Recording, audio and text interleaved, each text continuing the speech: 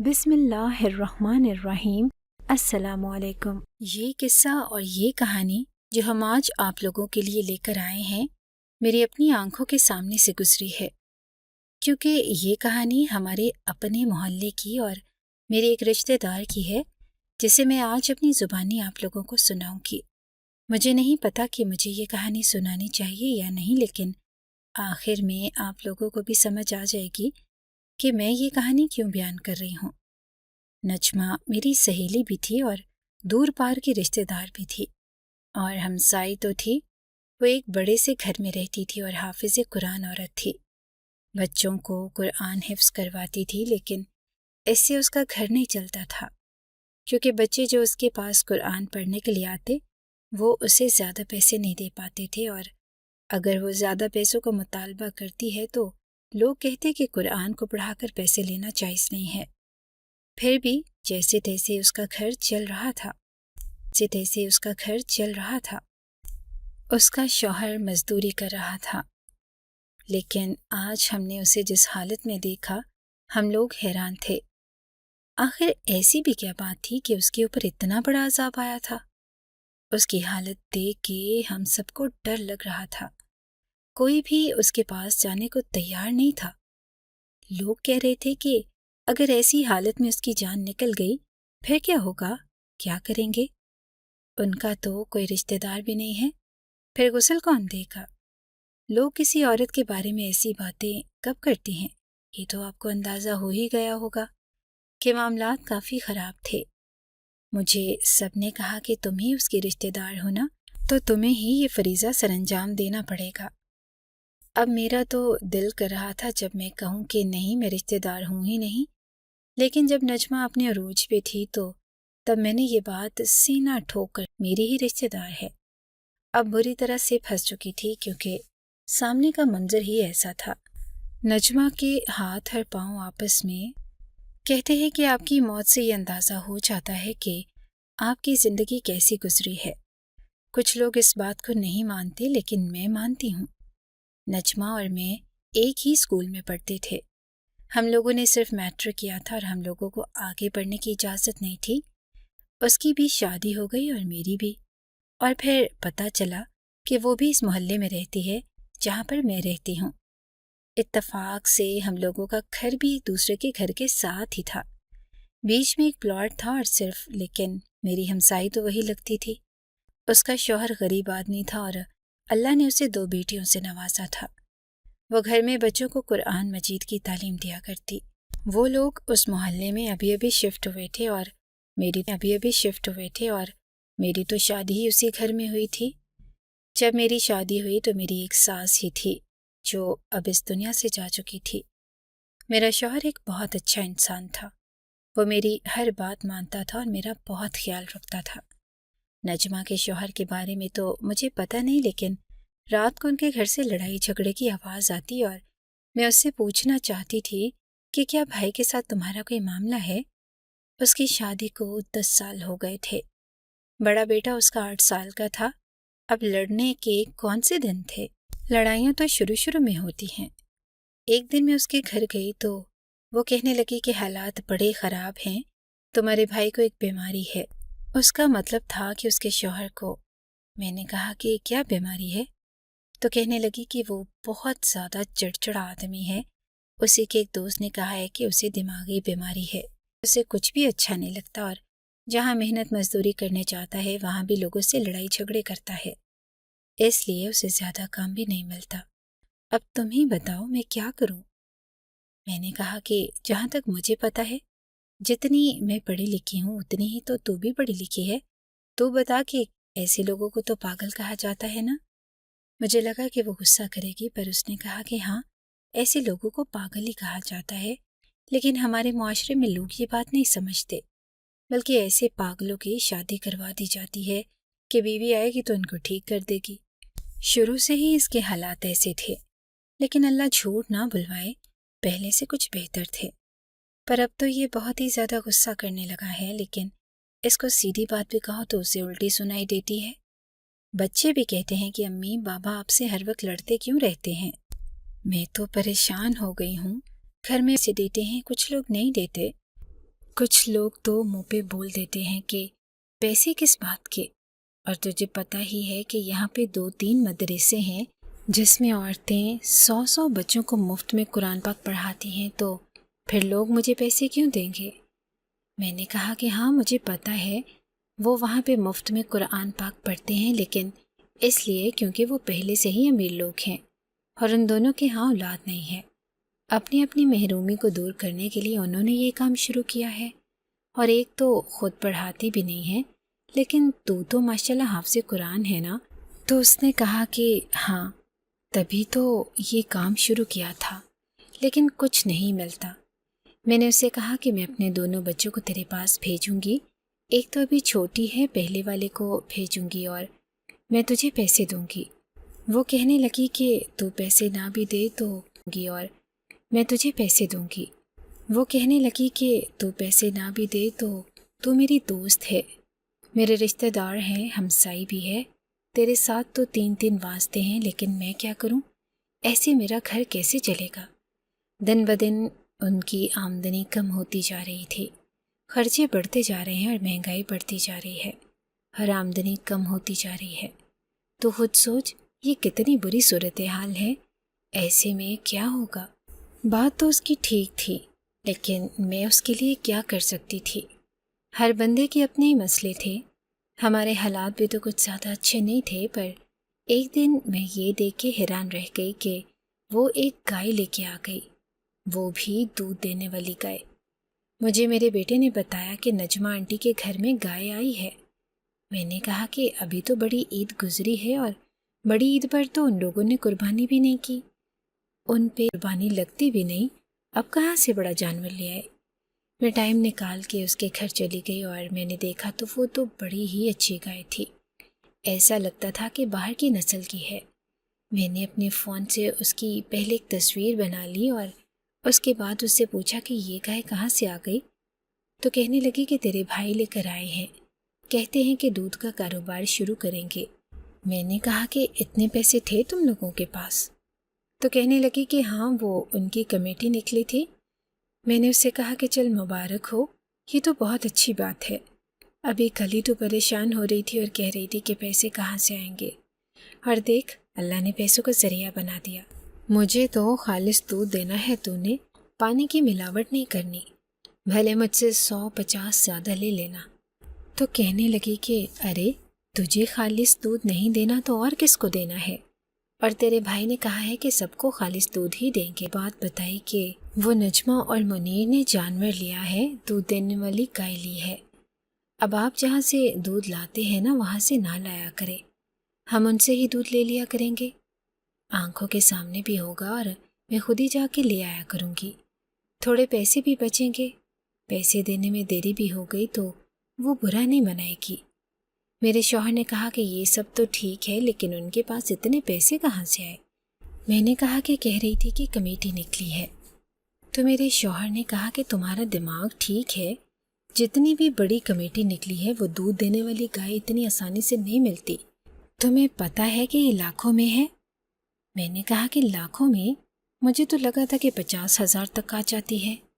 میرا شوہر ہنسنے لگا اور اس نے کہا کہ کون سا زمانے میں جی رہی ہو، 50,000 تک گائے جب آتی تھی نا 20 سال پرانی بات ہے، اب تو کم سے کم بھی 4-4.5 لاکھ میں آتی ہے۔ میں نے کہا کہ میں آپ کو اس کی تصویر دکھاتی ہوں۔ جب میں نے تصویر دکھائی تو میرے شوہر نے کہا کہ اوہ تیری خیر۔ میں نے کہا کہ کیا مطلب؟ تو کہنے لگا کہ یہ تو رشین گائے ہے، یہ تو یہاں سے ملتی بھی نہیں ہے، یہ تو ایک وقت میں 30 لیٹر دودھ دیتی ہے، اور نجمہ کہاں سے لے آئی؟ میں بھی حیران تھی۔ خیر میں نے اسے کہا کہ اب جہاں سے بھی لائی ہے ہم کیا کر سکتے ہیں، ہم لوگ ہمسائے تھے اور ہمسایوں کی طرح ہی ہم نے روایتی انداز میں سوچنا شروع کر دیا کہ ان کے پاس اتنے پیسے کہاں سے آئے، کیونکہ ان کی اور ہمارے حالات کم و بیش ایک ہی طرح کے تھے۔ میرا شوہر مزدوری تو نہیں کرتا تھا، لیکن اس کی تنخواہ بھی مزدور جتنی ہی تھی، بس اسے پتھر نہیں توڑنے پڑتے تھے۔ ان کی طرح ہمارے بھی 2 بچے تھے، ہمارا گھر بھی کرائے کا تھا اور ان کا بھی، لیکن اب تو نجمہ کے دن پھر گئے۔ اس نے دودھ کا کاروبار شروع کیا۔ وہ لوگوں کو خالص دودھ دے رہی تھی۔ میں نے بھی منگوا لیا اور مجھے پتا تھا کہ دودھ میں تھوڑا بہت تو پانی ملایا ہوگا، لیکن دودھ اتنا اچھا تھا کہ ہم لوگ حیران رہ گئے۔ اب ہم اس کی چائے بنانے لگے اور اس نے ہمیں 180 روپے کلو پہ دودھ دینا شروع کر دیا، جبکہ بازار میں دودھ کا ریٹ 240 تک تھا اور خالص دودھ تو 280 روپے کا بھی ملتا تھا۔ ایسے میں 180 کا دودھ ملنا مطلب 100 روپے کا فائدہ، اور جو خالص کہہ کے دیتے تھے وہ بھی خالص نہیں ہوتا تھا، لیکن یہ بالکل خالص دودھ تھا۔ ہم لوگ بڑے خوش ہو گئے۔ 1 کلو دودھ بھی لیتے تو پورا دن چائے بن جاتی، بچے بھی پی لیتے، بیچ میں پانی ملاتے تو پتہ ہی نہیں چلتا تھا کہ پانی ملایا۔ سارا محلہ بھی خوش ہو گیا، لیکن ان کے گھر میں ابھی بھی لڑائی جھگڑے کی آوازیں آ رہی تھی۔ اس کا شوہر ابھی بھی کہتا کہ تیرے ساتھ شادی کر کے میری زندگی برباد ہو گئی، اور میں حیران ہوتی تھی کہ ایسی اچھی خاتون سے شادی کر کے اس کی کاہے کی زندگی برباد ہو گئی، جو اس کا گھر سنبھالنے میں بھی مدد کر رہی ہے۔ عورت کا کام ہوتا ہے گھر کو سنبھالنا، بچے پیدا کرنا، بچوں کو سنبھالنا اور اپنے شوہر کے کام کرنا، اور گھر کو گھر بنانا، چیزوں کو صاف ستھرا کرنا۔ ویسے تو ان کاموں میں سے بھی آدھے کام اس کے فرض نہیں ہوتے، لیکن پھر بھی وہ پورے کرتی ہے۔ لیکن ان عورتوں پہ تو آفرین ہے جو گھر بھی سنبھالتی ہیں، بچے بھی پیدا کرتی ہیں، بچوں کو بھی سنبھالتی ہیں بنا کسی مدد کے، اور پیسے بھی کماتی ہیں، اور پھر وہ پیسے کما کے گھر پہ بھی لگاتی ہیں۔ ایسا نہیں کہ اپنے پاس رکھ لیتی ہیں۔ اور نجمہ بھی ایسی ہی عورت تھی۔ ایسی عورت سے تو اس کے شوہر کو بہت زیادہ خوش ہونا چاہیے، لیکن پھر منیر بھائی اس سے خوش کیوں نہیں ہوتے تھے؟ ایک دن میں نے بچوں کو اس کے گھر قرآن پڑھنے کے لیے بھیج دیا تو وہ واپس آ گئے اور آ کر کھیلنے لگے۔ میں نے کہا کہ کیا ہو گیا، جاؤ جا کر سپارہ پڑھو، یہ کوئی ٹائم ہے کھیلنے کا؟ تو کہنے لگے کہ وہ نجمہ خالہ نے کہا ہے کہ آج سے تم لوگوں کی چھٹی ہے۔ میں نے کہا کہ اس نے بولا ہوگا کہ آج چھٹی ہے، آج سے چھٹی کیا ہوتی ہے؟ تو بچے کہنے لگے کہ نہیں، وہ کہہ رہی تھی کہ اب تم لوگوں کی چھٹی ہے، وہ اب ہم لوگوں کو نہیں پڑھائے گی۔ میں یہ سن کے حیران ہو گئی، لیکن مجھے نجمہ کے گھر جانے کا وقت نہیں ملا۔ میرے گھر مہمان آ گئے۔ 1 ہفتے بعد جب میں گئی تو اس کے گھر کو دیکھ کے حیران رہ گئی۔ اس نے سامان رکھا تھا، اس کے لیے کھانے والا ڈبہ بھی خریدا تھا، پانی والا بھی، اور سائڈ پہ گائے کی خوراک رکھی ہوئی تھی، اور ایک نوکر بھی رکھ لیا تھا۔ میں تھوڑی دیر بیٹھی تو اس نے مجھے خالص دودھ کی دودھ پتی پلائی۔ میرا تو دل کیا کہ 1 کپ اور مانگ لوں، اور پھر میں حیران ہو گئی کہ میں نے مانگ بھی لیا، اور وہ بنا کر لے بھی آئی۔ عجیب لگتا ہے نا کہ کسی کے گھر جا کے آپ 1 کپ چائے کے لیے بھی مروت سے کہتے ہیں کہ نہیں، ہمیں نہیں پینی، نہیں، ہم چائے پینے نہیں آئے، یا پی کر آئے ہیں۔ لیکن یہاں پر تو میں نے 1 کپ چائے پی کے دوسرا بھی مانگ لیا، اور مجھے ایسے لگا کہ مجھے ضرور مانگنا چاہیے۔ پھر میں نے اس سے پوچھا کہ وہ بچے کہہ رہے تھے کہ آج سے چھٹی، تو اس نے کہا کہ ہاں، وہ باقی سب کو تو میں نے پیغام بھیجوا دیا تھا، تو سوچا کہ تو آتی جاتی رہتی ہے، تجھے خود بتا دوں گی۔ اب میں بچوں کو قرآن نہیں پڑھا سکتی۔ میں یہ سن کے بڑی حیران ہوئی۔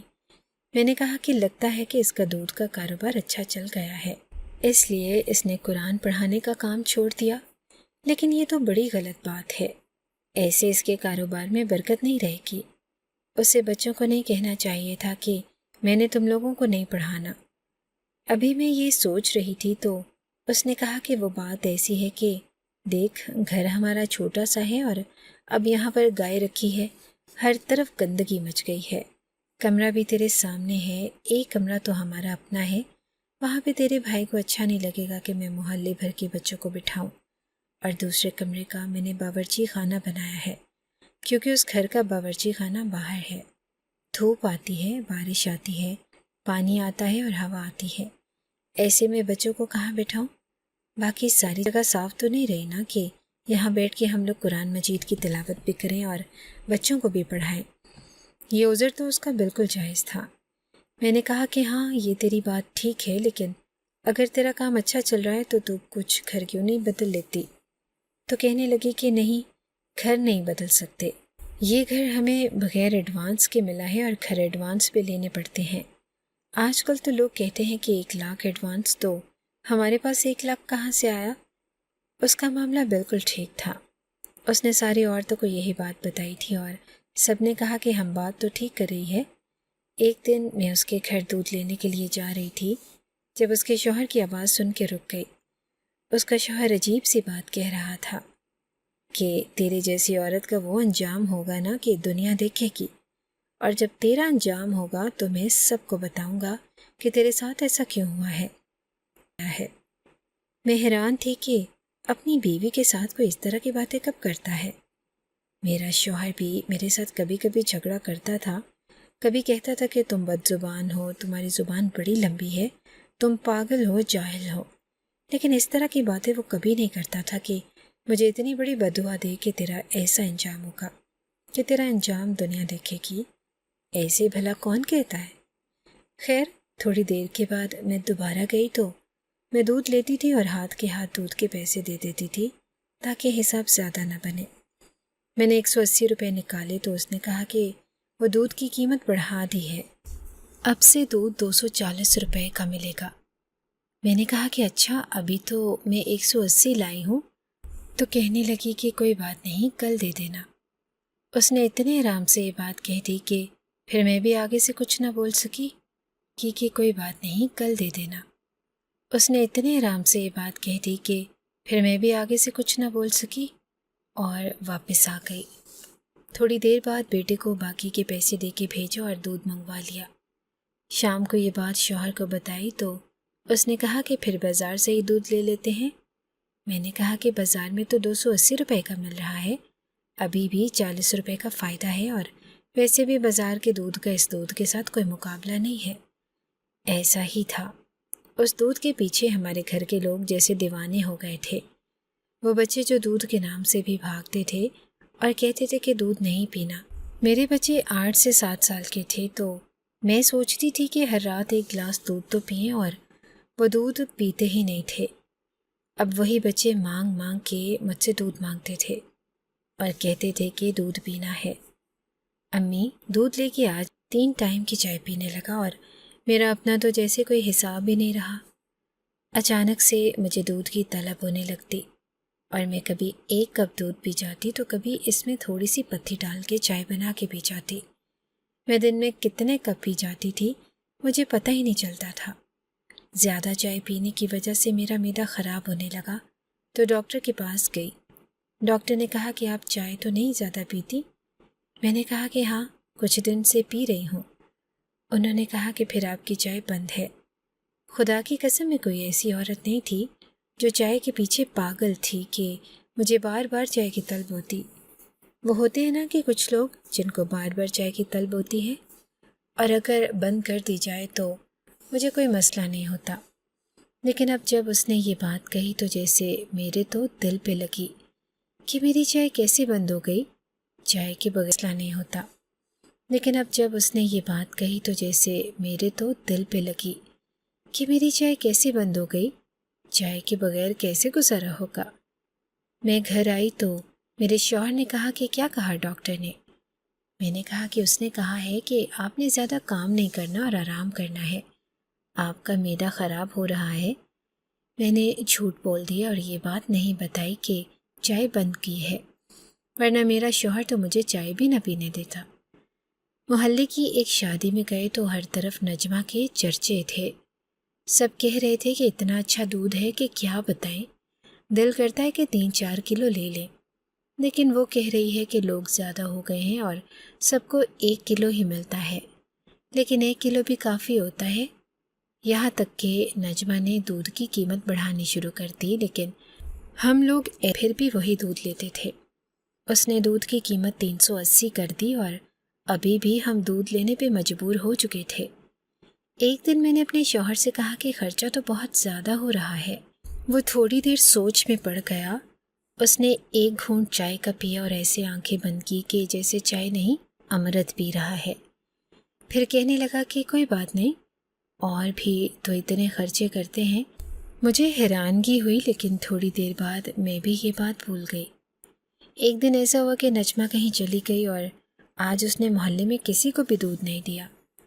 میں صبح سے دیکھ رہی تھی کہ کب آئے گی، لیکن وہ آ ہی نہیں رہی تھی اور میں برتن لے کر بے چین کھڑی تھی۔ میرے بچے بار بار دودھ مانگ رہے تھے اور میرا شوہر بھی کہہ رہا تھا کہ چائے نہیں ملی۔ صبح سے میں نے اسے کہا کہ بازار سے جا کے ڈبے والا دودھ لے آئے، جبکہ میرے دل میں یہی بات چل رہی تھی کہ میں نے تو وہی دودھ پینا ہے، اسی کی چائے بنانی ہے، لیکن مجبوری میں پھر بندہ اور کیا کرے۔ تو میرے شوہر نے کہا کہ کبھی بھی نہ ڈبے والا دودھ لے کر آؤں گا، اسی دودھ سے چائے پیوں گا۔ میں نے کہا کہ پھر بار بار مجھے بول کیوں رہے ہیں؟ آپ کو پتہ ہے نا کہ وہ گھر پہ نہیں ہے۔ اگر دودھ نہیں ہے تو جا کر ڈبے والا دودھ لے آئیں، چائے بنا دوں گی۔ بار بار یہ تو نہ کہیں کہ چائے نہیں ملی۔ ہم دونوں کی آپس میں لڑائی ہو گئی۔ تھوڑی دیر بعد میرے بچے بھی آپس میں لڑنے لگے۔ میں نے کہا کہ کیوں لڑ رہے ہو؟ تو کہنے لگے کہ دودھ پینا ہے اور یہ میرا مذاق اڑا رہا ہے۔ میں بار بار دیکھ رہی تھی کہ محلے کی اور عورتیں بھی آ رہی تھی اور وہ بھی بہت زیادہ غصے میں لگ رہی تھی۔ جب نجمہ آئی تو سب لوگ جیسے اس پہ ٹوٹ ہی پڑے۔ آدھی رات کو بھی سب نے کہنا شروع کر دیا کہ ہمیں فوراً دودھ دو، جیسے مرضی۔ کہا کہ صبح ملے گا، ابھی نہیں دے سکتی ہوں۔ اور کسی کی شادی میں گئی ہوئی تھی، سب نے کہا کہ نہیں ہمیں تو ابھی دودھ چاہیے۔ اس نے پھر جیسے تیسے معاملات سیدھے کیے اور سب کو دودھ دیا تو سب کو سکون آیا۔ وہ دن بدن امیر ہونے لگی۔ کبھی اس کے ہاتھوں میں سونے کے کنگن دیکھنے کو ملتے تو کبھی سونے کی انگوٹھیاں۔ اس نے تو فون بھی وہ رکھ لیا تھا جس کے پیچھے 3 کیمرے ہوتے تھے اور جو ایک مہنگا فون مانا جاتا تھا۔ میرے شوہر نے بتایا کہ وہ تو 3.5 لاکھ کا فون ہے۔ میں تو حیران رہ گئی۔ میں نے کہا کہ اگر اس کے پاس اتنے پیسے ہیں تو وہ پھر گھر کیوں نہیں بدلتی ہے؟ میرے شوہر نے کہا کہ ہاں یہ بات ہے کہ گھر نہیں بدل رہی، لیکن اچھا ہی ہے۔ اگر گھر بدل لے گی تو پھر ہمیں دودھ لینے کے لیے دور جانا پڑے گا۔ اب اس نے دودھ کی قیمت پورے 500 روپے کر دی اور ابھی بھی اس کا کوئی گاہک کم نہیں ہوا تھا، بلکہ گاہک زیادہ ہی ہو رہے تھے۔ ہم لوگوں کو بھی مسئلہ نہیں تھا کہ جہاں ہم لوگ 5-7 ہزار کا دودھ بھی نہیں لیتے تھے، اب ہم لوگوں نے پورے 15,000 کا دودھ لینا شروع کر دیا۔ گھر کے معاملات ایسے عجیب چل رہے تھے اور کسی کو کوئی فکر ہی نہیں تھی۔ 15,000 تو ہمارا کرایہ بھی نہیں تھا اور دودھ ہم 15,000 کا لے رہے تھے۔ ایک دن میرے دماغ میں یہ بات آئی کہ کیا خالص دودھ واقعی اتنا اچھا ہوتا ہے کہ آپ کو اس کی عادت پڑ جاتی ہے اور پھر کچھ اچھا ہی نہیں لگتا۔ میں اپنی ایک اور کزن کے گھر گئی۔ انہوں نے بھی گھر میں گائے رکھی ہوئی تھی۔ میں نے کہا کہ چلو شکر ہے دوپہر کی چائے تو مل جائے گی۔ میں نے اسے کہا کہ میرے لیے دودھ پتی بنانا۔ وہ میرے لیے دودھ پتی بنا کر لائی تو میں نے اسے کہا کہ یار تمہیں تو چائے بالکل بھی نہیں بنانی آتی، کتنی عجیب سی چائے بنائی ہے، پانی ڈالا ہے بیچ میں۔ وہ کہنے لگی کہ ہمارے گھر میں نا چائے میں پانی کوئی نہیں ڈالتا، سب دودھ پتی پیتے ہیں اور تمہارے لیے تو میں اسپیشل دودھ پتی بنا کے لائی ہوں۔ تم نے تو خود کہا تھا کہ پانی نہ ڈالنا، تو پھر میں پانی کیوں ڈالوں گی؟ میں نے کہا کہ ہو ہی نہیں سکتا کہ پانی نہ ڈالا ہو، اتنی بدمزہ چائے۔ کبھی میرے گھر کی چائے آ کے پیو تو تمہیں پتہ چلے۔ ہماری تو آپس میں بحث ہی ہو گئی۔ میں نے کہا کہ تمہاری گائے کو نہ لگتا ہے کہ تم کچھ کھلاتے ہو ہی نہیں۔ نجمہ تو اپنی گائے کو اتنا کچھ کھلاتی ہے کہ اتنی اچھی صحت مند گائے ہے اس کی، تبھی تو اتنا اچھا دودھ ہے۔ ایک دن رات کو ان کے گھر سے 112 والوں کی آواز آئی۔ ہم لوگ حیران رہ گئے کہ ایسا بھی کیا ہوا۔ پتہ چلا تھا کہ نجمہ کے سر پہ کسی نے کوئی چیز ماری تھی، لیکن کس نے یہ کسی کو بھی معلوم نہیں تھا۔ پر اس کے گھر میں تو صرف اس کا شوہر ہی تھا۔ رات کے ٹائم 1122 والے آئے تھے۔ ہم لوگ تو جاگ ہی گئے۔ انہوں نے کہا کہ نجمہ کو تو ساتھ لے جانا پڑے گا اور اس کی حالت ٹھیک نہیں ہے۔ صبح اس نے سب کو یہی بتایا کہ وہ غسل خانے میں گر گئی تھی، لیکن 1122 والوں نے میرے شوہر کے سامنے کہا کہ اس کے سر پہ کسی نے وائر کیا ہے اور آپ لوگ ساتھ رہتے ہیں تو آپ لوگ نظر رکھیے گا، کل کو کوئی معاملہ ہوا تو آپ لوگوں کو ہی گواہی دینی ہوگی۔ میں حیران تھی۔ میں نے اپنے شوہر سے کہا کہ یہ کیا معاملہ ہے؟ تو اس نے کہا کہ اس کا شوہر تو بہت ہی سلجھا ہوا آدمی ہے، 5 وقت کا نمازی ہے، وہ بھی حافظ قرآن ہے، مجھے نہیں لگتا کہ اس نے ایسی حرکت کی ہوگی۔ میں نے کہا کہ ہر وقت تو لڑتا جھگڑتا رہتا ہے، ہو سکتا ہے کہ غصے میں ایسا کچھ کر دیا ہو۔ تو میرے شوہر نے کہا کہ ان کے معاملے میں بولنے کی ضرورت نہیں ہے۔ ایک رات ہم لوگ سو رہے تھے جب میرا بیٹا اٹھ گیا اور اچانک سے رونے لگا۔ مجھے لگا کہ اس کے پیٹ میں درد ہے، لیکن وہ بار بار رو رہا تھا اور بتا نہیں رہا تھا کہ بیٹی بھی کہہ رہی تھی کہ امی یہ کافی دیر سے رو رہا تھا، یہ کچن میں بھی گیا تھا اور اس کو پتہ نہیں کیا چاہیے۔ ہم اس سے پوچھ رہے تھے کہ کیا چاہیے، کچھ کھانا ہے، بھوک لگی ہے، کیا پیٹ میں درد ہے؟ تو کہنے لگا کہ دودھ پینا ہے میں نے، اور رو رو کے دودھ مانگ رہا تھا۔ ہم نے کہا کہ ہوا کیا ہے، اچانک سے دودھ کیوں پینا ہے؟ یہ کوئی وقت ہے دودھ پینے کا؟ طبیعت خراب ہو جائے گی۔ صرف اتنا کہنے کی دیر تھی کہ اس نے دیواروں میں سر مارنا شروع کر دیا، رونا چیخنا چلانا شروع کر دیا۔ ہم دونوں میاں بیوی تو حیران ہی رہ گئے کہ ہمارے بیٹے کو کیا ہو گیا۔ ایسے لگتا تھا کہ اسے کوئی دورہ پڑ گیا ہے۔ حیران ہی رہ گئے کہ ہمارے بیٹے کو کیا ہو گیا۔ ایسے لگتا تھا کہ اسے کوئی دورہ پڑ گیا ہے۔ میرے شوہر نے مجھے چیخ چلا کے کہا کہ جاؤ دودھ لے کر آؤ۔ میں جلدی جلدی دودھ گلاس میں ڈال کر لائی۔ میرے بیٹے نے دونوں ہاتھوں سے گلاس کو ایسے پکڑا جیسے پتہ نہیں کیا ہے، اور ایک ہی سانس میں پی گیا، اور اس کے بعد اسے سکون آ گیا اور وہ جا کے سو گیا۔ ہم دونوں حیران رہ گئے اور اس صدمے سے صبح تک نہ نکل پائے۔ صبح میں نے سوچا کہ ایسا ہی کیا ہو گیا تھا کہ حمزہ کو کہ اچانک سے دودھ کے پیچھے پاگل ہو گیا۔ میرے شوہر نے کہا کہ اس نے کوئی خواب دیکھا ہوگا۔ میں نے کہا کہ خواب کا دودھ کے ساتھ کیا تعلق ہے؟ مجھے تو سمجھ ہی نہیں آ رہا۔ میرے شوہر نے کہا کہ چھوڑو جو بھی ہے۔ نجمہ نے اپنے کچن کے آگے دیوار ڈال لی تھی، اپنے بچوں کے کمرے کو بالکل امیروں کے کمرے جیسا بنا لیا تھا۔ اس کے گھر میں ہر سہولت آ گئی۔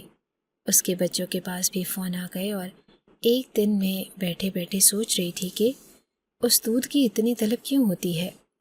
کبھی بھی چائے کے لیے ہمارے گھر میں کوئی بھی اتنا پاگل نہیں ہوا۔ وہ بچے جو دودھ ہی نہیں پیتے تھے، اب راتوں کو اٹھ کے دودھ مانگتے۔ ایسی بھی کیا بات ہے، کیا حرکت ہے؟ مجھے نہیں پتا تھا کہ آگے کیا ہونے والا تھا۔ ایک دن آدھی رات کو نجمہ کے بچوں کے رونے کی آواز آنے لگی۔ ہم لوگ ویسے تو گہری نیند سو رہے تھے، لیکن جب آواز آئی تو ہم دونوں کی آنکھ کھل گئی۔ پہلے میرا شوہر جاگا، اس کے بعد میں بھی جاگ گئی۔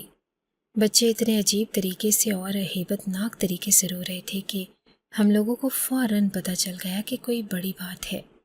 مجھے لگا کہ شاید پھر سے نجمہ کے ساتھ کچھ ہوا ہوگا، لیکن کیا ہمیں اس طرح سے جانا چاہیے تھا؟ ہم پہلے تو لیٹے رہے، پھر بچوں نے جب عجیب طریقے سے رونا شروع کیا تو مجھے میرے شوہر نے کہا کہ تم جاؤ، میں بھی باہر دیکھتا ہوں، منیر کو آواز دیتا ہوں اور پھر دروازہ کھلواتا ہوں۔ لیکن جب ہم اس طرف گئے تو دروازہ پہلے ہی کھلا ہوا تھا۔ اس کا مطلب کہ شاید منیر گھر سے جا چکا تھا۔ میرے شوہر نے اندر جا کے دیکھا کہ کوئی چور اور ڈاکو کا معاملہ تو نہیں ہے، لیکن اندر کوئی بھی نہیں تھا۔ بچے اپنے کمرے میں بیٹھے تھے۔ اس نے مجھے کہا کہ منیر کو جا کے دیکھتا ہوں، لگتا ہے کہیں آس پاس گیا ہے، تم جا کر بچوں کو دیکھو۔ میں نے بچوں کو دیکھا تو وہ اس طرح سے ڈرے سہمے بیٹھے تھے کہ جیسے انہوں نے کوئی بھوت دیکھ لیا ہو۔ ڈر تو مجھے بھی ان کو دیکھ کے لگ رہا تھا۔ میں نے کہا کہ کیا ہوا ہے، کیا بات ہے؟ تو کہنے لگے کہ وہ امی۔ میں نے کہا کیا ہوا تمہاری امی کو؟ تو کہنے لگے امی کو کچھ ہو گیا ہے، کمرے میں ہے۔ اس طرف ایسے اشارہ کیا جیسے اس کمرے میں ان کی ماں نہیں، کوئی بھوت ہے۔ میں بھی پریشان ہو گئی۔ میں نے ان کے آنسو صاف کیے اور ان کو پانی پلایا۔ میں نے کہا کہ آؤ میرے ساتھ، تمہاری امی کو دیکھتے ہیں۔ تو وہ فوراً پیچھے ہٹ گئے کہ نہیں ہم نہیں جائیں گے، آپ خود جائیں، ہم بالکل بھی نہیں جائیں گے۔ میں پریشان ہو گئی کہ ان کو کیا ہو گیا۔ میں اس کمرے کی طرف بڑھی۔ یہ نجمہ کا بیڈ روم تھا جہاں پر وہ اپنے شوہر کے ساتھ سوتی تھی۔ میں اس کمرے میں کبھی بھی نہیں گئی تھی، وہ مجھے ہمیشہ باہر ہی بٹھاتی تھی۔ میں جب کمرے کے اندر گئی تو مجھے دور سے ایسے لگا کہ جیسے نجمہ اپنے بستر پر تو لیٹی ہے، لیکن ہاتھ اس نے ہوا میں اٹھا رکھے ہیں، جیسے دونوں ہاتھوں سے آسمان کے تارے گن رہی ہے، اور ٹانگیں بھی اوپر کر رکھی تھی، یعنی کہ دونوں گھٹنے آسمان کی طرف تھے۔ اس طرح سے تو کوئی بھی نہیں لیٹتا، لیکن یہ دونوں ہاتھ کیوں ہوا میں کیے ہوئے تھے، یہ بات سمجھ نہیں آ رہی تھی۔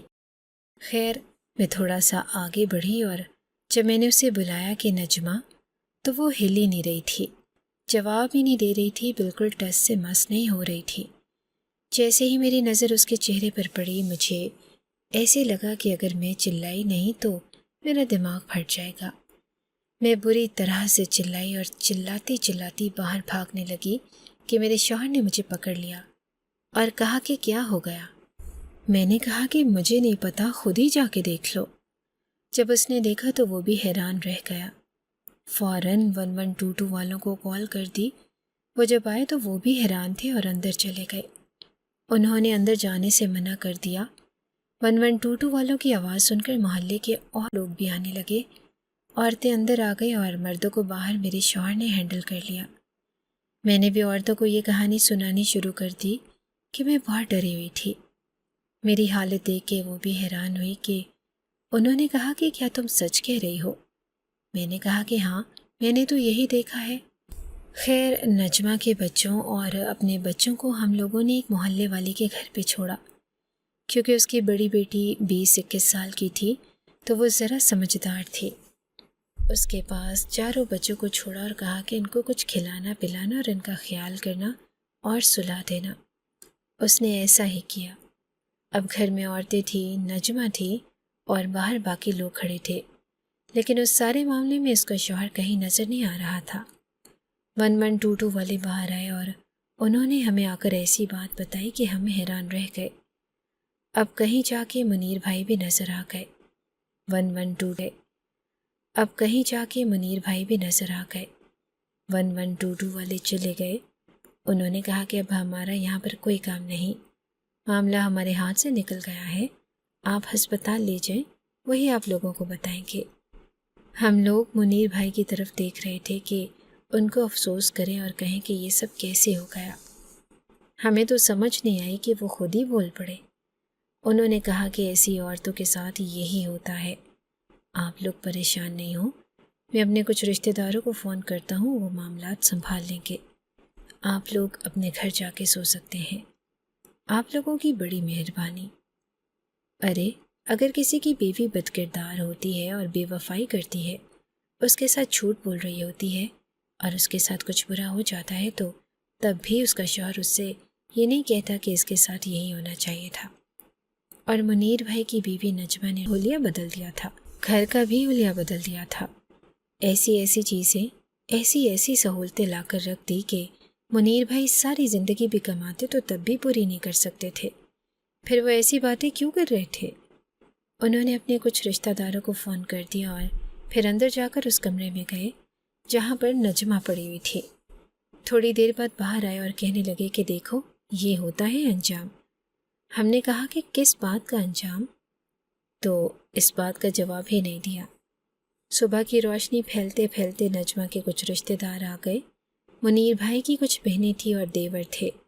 سارے رشتہ دار نجمہ کے سسرال والے ہی تھے۔ جب انہوں نے یہ منظر دیکھا تو وہ بھی حیران رہ گئے اور انہوں نے کہا کہ ہم سے تو یہ سب تماشا نہ دیکھا جائے گا، نہ برداشت کیا جائے گا، ہم تو یہاں سے جا رہے ہیں۔ منیر کو افسوس کرتے ہوئے وہ وہاں سے نکل گئے اور ہم لوگ حیران رہ گئے۔ 1122 والوں نے آ کے ہمیں یہ بتایا کہ نجمہ اس دنیا میں نہیں تھی، وہ اس دنیا سے جا چکی تھی، اسی لیے سب رشتہ داروں کو بھی بلا لیا گیا تھا۔ کسی نے مشورہ دیا کہ مفتی صاحب کو بلا کے لایا جائے، وہ کوئی دم درود کریں تو شاید کچھ اثر ہو، لیکن منیر نے انکار کر دیا اور اس نے کہا کہ اس کا کوئی فائدہ نہیں، یہ معاملہ آپ لوگوں کی سوچ سے بھی اوپر ہے۔ لیکن تھوڑی دیر بعد انہوں نے عجیب سی حرکت کی۔ انہوں نے اس گائے کی رسی کھولی جس کا دودھ سارا محلہ پیتا تھا اور اسے اپنے ساتھ کہیں لے جانے لگے۔ گھر میں بیوی کی میت پڑی تھی اور وہ گائے کو سیر کروانے کے لیے لے کے جا رہے تھے۔ محلے کے کچھ مرد اور میرا شوہر بھی ان کے پیچھے گئے۔ جب میرے شوہر نے مجھے واپس آ کے بتایا کہ وہ کہاں گئے تھے تو میں حیران رہ گئی۔ اس نے کہا کہ انہوں نے گئے پر انہوں نے رسی چھوڑ دی اور گائے اتنی تیزی سے بھاگی کہ پتہ ہی نہیں چلا کہ کس طرف گئی ہے۔ گلیوں کے اندر سے ہوتی ہوئی نکل گئی۔ ابھی تو صبح کے 5 بجے ہیں۔ میں نے کہا کہ پر انہوں نے ایسا کیوں کیا؟ وہ تو ان کی کمائی کا ذریعہ تھی، اور اگر انہوں نے ایسا ہی کرنا تھا تو پھر یہ گائے ہمیں دے دیتے۔ کتنا اچھا دودھ دیتی تھی یہ۔ کیا کیا انہوں نے؟ بیوی مر گئی، اس دنیا سے چلی گئی، چہرے پہ کوئی افسوس نہیں، کوئی ندامت نہیں، اور بیوی کی آخری نشانی وہ گائے جس کو بیوی پالتی تھی اور جس کی مدد سے گھر چلاتی تھی، اس کو بھی آزاد چھوڑ دیا۔ آپ تو کہہ رہے تھے کہ 4-5 لاکھ کی گائے ہے۔ میرے شوہر نے مجھے کہا کہ مجھے تو کچھ اور ہی لگ رہا ہے۔ مجھے لگتا ہے کہ یہ آدمی پاگل ہو گیا ہے اور اسی نے اپنی بیوی کے ساتھ یہ سب کچھ کیا ہے۔ لیکن 1122 والوں نے بتایا کہ اس طرح کا کوئی معاملہ نہیں ہے، بلکہ اسی نے اپنی بیوی کے ساتھ یہ سب کچھ کیا ہے۔ لیکن 1122 والوں نے بتایا کہ اس طرح کا کوئی معاملہ نہیں ہے، بلکہ ان کو تو معاملہ سمجھ ہی نہیں آیا کہ اصل میں ہوا کیا تھا۔ انہوں نے گائے کو آزاد چھوڑ دیا اور یہ بات کسی کو سمجھ ہی نہیں آ رہی تھی۔ رشتہ دار جا چکے تھے، اب ساری عورتیں میری طرف دیکھ رہی تھی کہ تم بھی تو رشتہ دار ہو، تمہاری تو اس کے ساتھ دوستی بھی تھی، تم ہی اس کو غسل دو۔ میں نے کہا کہ میں 1 منٹ کے لیے وہاں کھڑی ہوئی تھی، میری ابھی تک اپنی حالت ٹھیک نہیں، میرے ہاتھ تو ابھی تک کانپ رہے ہیں اور تم لوگ کہتے ہو کہ غسل دو۔ میں غسل نہیں دے سکتی، میں یہ نہیں کر سکتی، مجھ سے نہیں ہوگا۔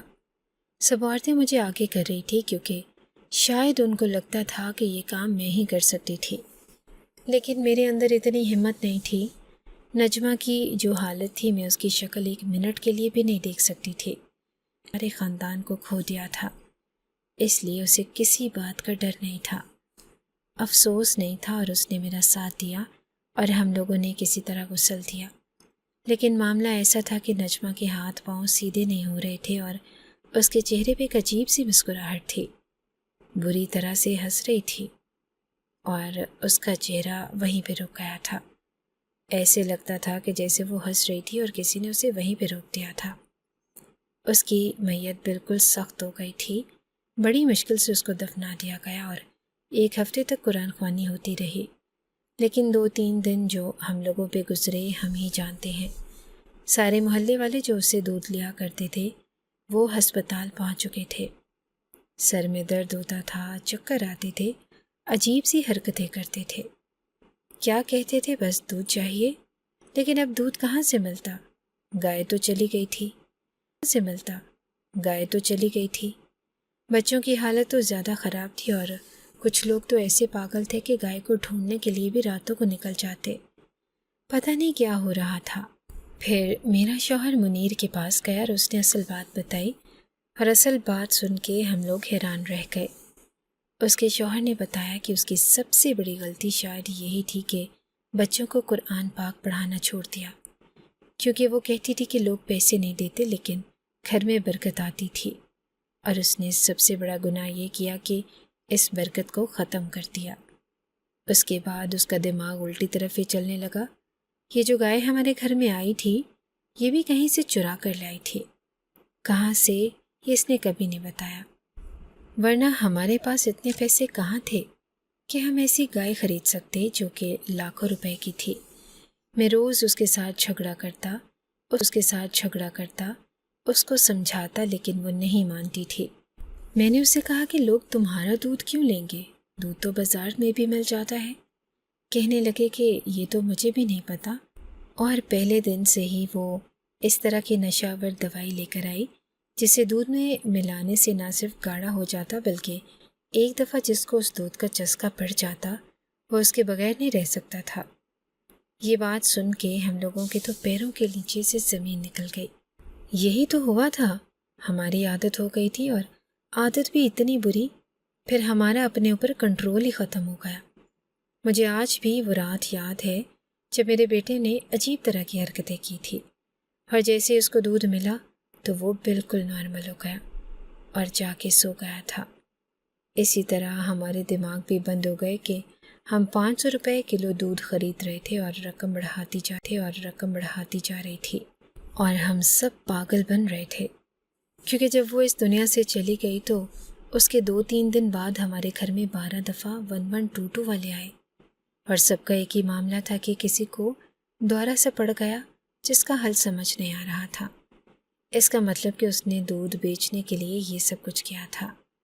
اس کے شوہر کا کہنا تھا کہ اور بھی ایسے لوگ ہیں جو اپنا مال بیچنے کے لیے خاص قسم کی دوائی بلایا کرتے ہیں، جیسے کہ کسی ہوٹل کا کھانا بہت مشہور ہوتا ہے اور ہمارے منہ کو لگ جاتا ہے، دل کرتا ہے کہ بار بار کھائیں، جبکہ اس سے اچھا کھانا بھی بہت سی جگہ سے ملتا ہے۔ لیکن نجمہ کی غلطی یہ تھی کہ وہ یہ زیادہ ہی مقدار میں ڈالتی تھی، جس کی وجہ سے وہ دودھ سب کے لیے نشہ بن گیا۔ اس نے پہلے خود کو اللہ کی راہ سے ہٹایا اور پھر چوری کی، اور اس کے بعد اس طرح کا گھٹیا کام، تو پھر اس کے ساتھ یہی ہونا تھا۔ اچانک سے اس پر جب فالج کا اٹیک ہوا تو پورے جسم پہ کبھی نہیں ہوتا، لیکن اس کے پورے جسم پہ فالج کا اٹیک ہوا۔ جیسے بیٹھی تھی وہیں پہ جم گئی۔ اب منیر کی آنکھوں میں آنسو تھے اور اس نے کہا کہ وہ بری عورت نہیں تھی، لیکن شاید زندگی اور دنیا کی خوشیاں اور سہولتیں اکٹھی کرنا چاہتی تھی، اس لیے اس راہ پہ لگ گئی۔ لیکن اس نے جو بھی کیا وہ غلط کیا۔ اس نے کہا کہ یہ بات باقی محلے والوں کو بھی بتا دیجیے، کیونکہ وہ بھی اپنے بچوں کے لیے پریشان ہیں کہ ان کو ہوا کیا ہے، اور انہیں ذرا بتا دو، کیونکہ سزا تو اس کو مل گئی اور وہ اس دنیا سے بھی چلی گئی۔ کچھ مہینے بعد منیر نے اپنی دونوں بیٹیوں کو لے کے اور وہ بھی وہاں سے شفٹ ہو گیا۔ اس بات کو آج 3 سال گزر گئے ہیں۔ اب سب کی حالت بالکل ٹھیک ہے، سب لوگ روٹین پہ آ گئے ہیں، لیکن ابھی بھی جب میں اس کا چہرہ یاد کرتی ہوں تو مجھے ڈر لگتا ہے کہ میرے ساتھ بھی اچھا نہیں ہوگا۔ اگر آپ کو ہماری یہ کہانی اچھی لگی ہے تو ہماری کہانی کو لائک کیجیے، اور اس طرح کی مزید کہانیاں سننے کے لیے ہمارے چینل کو سبسکرائب کیجیے۔ کہانی سننے کا شکریہ۔ آپ سے ملاقات ہوگی اگلی ویڈیو میں، تب تک کے لیے اللہ حافظ۔